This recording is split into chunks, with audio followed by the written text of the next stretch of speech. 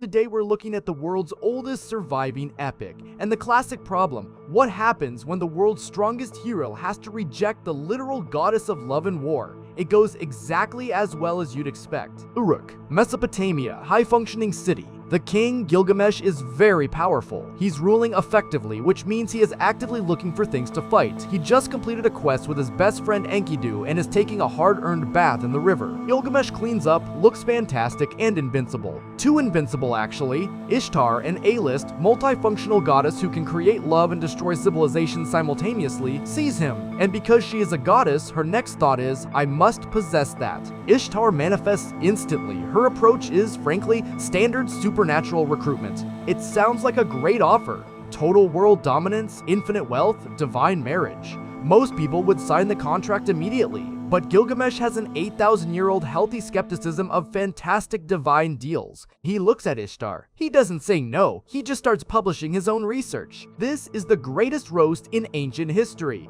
Gilgamesh lists all her former lovers: the lion, the horse, the shepherd, the gardener. And more importantly, he lists the horrifying, life-altering, literal animal transformations she inflicted on them when she got bored. He essentially summarizes her. He essentially summarizes her entire existence as a leaky roof that collapses during the rain, a death trap disguised as a palace, a broken door that lets the cold in. It is brutal. He says no. Ishtar is humiliated, which is tricky because humiliation is an emotion she generally processes by attempting to destroy the entire world. This is her go-to strategy: weaponized existential threats. She threatens to unlock the gates of the dead and unleash them to eat the living unless her father gives her a divine, strategic, anti-hero weapon: the Bull of Heaven. This isn't just a big cow, it's a divine tactical nuke with horns. Anu, realizing the universe-ending stakes, chooses the minor inconvenience of annoying a king over a global extinction event. He capitulates. Ishtar gets the bull. The Bull of Heaven descends on Uruk. This is not a subtle arrival. The moment it hits, pits open in the earth, swallowing 300 citizens instantly. The Tigris River dries. Trees collapse. It isn't a battle, it's a divine demolition project in progress. The property damage claims are catastrophic. The city is in immediate peril. Uruk's only hope is two very sweaty heroes. Enkidu,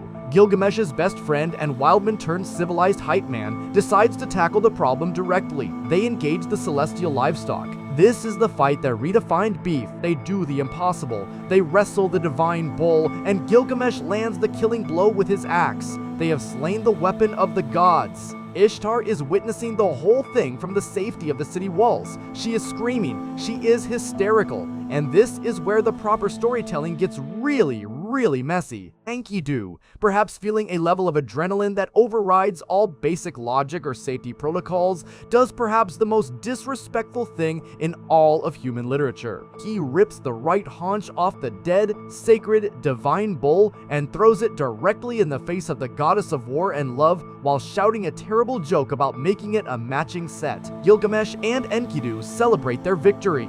They parade the horns through Uruk, boasting to the musicians and craftsmen. Hero morale is at an all-time high. The heroes won the fight. But in Mesopotamia, you don't just key a goddess's divine tactical asset and then humiliate her in public. You just don't. The heroes had their moment of pure victory. But in heaven, the divine human resources department was already scheduling an emergency disciplinary hearing.